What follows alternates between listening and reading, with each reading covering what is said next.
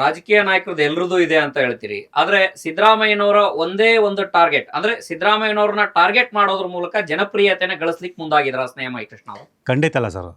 Sir ಇಲ್ಲಿ ನಾನು ಮುಖ್ಯವಾಗಿ ಸಿದ್ದರಾಮಯ್ಯವ್ರದ್ದು ವಿಚಾರ ಯಾಕೆ ಬಂತು ಅಂತಂದರೆ, ಒಬ್ಬ ಮುಖ್ಯಮಂತ್ರಿಯಾಗಿ, ಸಾಮಾನ್ಯ ವ್ಯಕ್ತಿ ಇಲ್ಲ ಅವರು, ಒಬ್ಬ ಮುಖ್ಯಮಂತ್ರಿ ಅಂತಂದರೆ ಇಡೀ ರಾಜ್ಯಕ್ಕೆ ಮುಖ್ಯಸ್ಥರಾಗಿರೋರು, ಅವರೇ ಈ ರೀತಿ ಮಾಡಿದ್ದಾರೆ ಅಂತಂದಾಗ ಅದು ತುಂಬ ನೋವಾಯಿತು ನನಗೆ. ಮತ್ತು ದಾಖಲೆಗಳೆಲ್ಲ ಪರಿಶೀಲನೆ ನನಗೆ ಜಾಸ್ತಿ ಸಂಪೂರ್ಣವಾಗಿ, ಅಂದರೆ ಪ್ರಾರಂಭದಿಂದ ಕೊನೆವರೆಗೂ ಇವರೇನು ವ್ಯವಹಾರ ಮಾಡಿದ್ರು ಅದು ಸಂಪೂರ್ಣ ಎಲ್ಲ ದಾಖಲಾತಿಗಳಿತ್ತು. ಹಾಗಾಗಿ ಆ ವಿಚಾರ ಮುನ್ನೆಲೆ ತಂಡ ಅಷ್ಟೇ ಹೊರತು ಬೇರೆ ಯಾವ ವಿಚಾರನದು ಅಲ್ಲ. ಮತ್ತು ಎಲ್ಲ ಸಾವಿರಾರು ನಿವೇಶನಗಳು, ಈಗಾಗಲೇ ಸಾವಿರಾರು ನಿವೇಶನಗಳ ಅಕ್ರಮ ನಡೆದ್ರಿಂದ ಸಾವಿರಾರು ನಿವೇಶನ ಸಂಬಂಧ ಎಲ್ಲ ದಾಖಲೆ ಸಂಗ್ರಹ ಮಾಡಿ ಅದನ್ನು ಕ್ರೋಢೀಕರಿಸ್ಕೊಂಡು ದೂರು ಕೊಡೋದಕ್ಕೆ ಅಸಾಧ್ಯ ಆಗಿರೋದ್ರಿಂದ, ಸೊ ಒಂದು ಪ್ರಕರಣ ಉದಾಹರಣೆಗೆ ಇಟ್ಕೊಂಡು ಈ ಥರ ಎಲ್ಲರೂ ಮಾಡಿದರೆ ಇದ್ರ ಬಗ್ಗೆ ಸಮಗ್ರ ತನಿಖೆ ನಡೀಬೇಕು ಅಂತಲೇ ನಾನು ದೂರ ಅರ್ಜಿ ಸಲ್ಲಿಸಿರೋಂಥದ್ದು.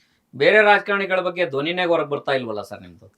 ತಪ್ಪು ಸರ್. ನಾನು ಈಗಾಗಲೇ ನೀವು ನೋಡಿದ್ರೆ ನಾನು ಜಿ ಟಿ ದೇವೇಗೌಡರ ವಿರುದ್ಧ ಕೂಡ ಸಾಕಷ್ಟು ದಾಖಲೆ ಬಿಡುಗಡೆ ಮಾಡಿದ್ದೀನಿ. ಮತ್ತು ಈಗ ಏನು ಜಾರಿ ನಿರ್ದೇಶನ 142 ನಿವೇಶನಗಳನ್ನು ತಾತ್ಕಾಲಿಕ ಮುಟ್ಕೊಂಡು ಹಾಕೊಂಡ್ರೆ ಅದು ಎಲ್ಲ ಪಕ್ಷದವ್ರದ್ದು ಇದೆ ಸರ್.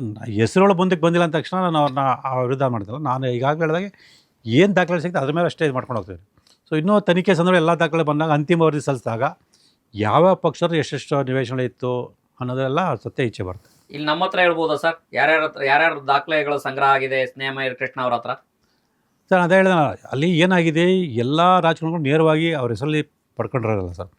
ಅವರ ಆಪ್ತರ ಹೆಸರಲ್ಲಿ, ಅವ್ರ ಸಂಬಂಧಿಕರ ಹೆಸರಲ್ಲಿ, ಅವರ ಕುಟುಂಬದ ಹೆಸರಲ್ಲಿ ತಗೊಂಡಿದ್ದಾರೆ.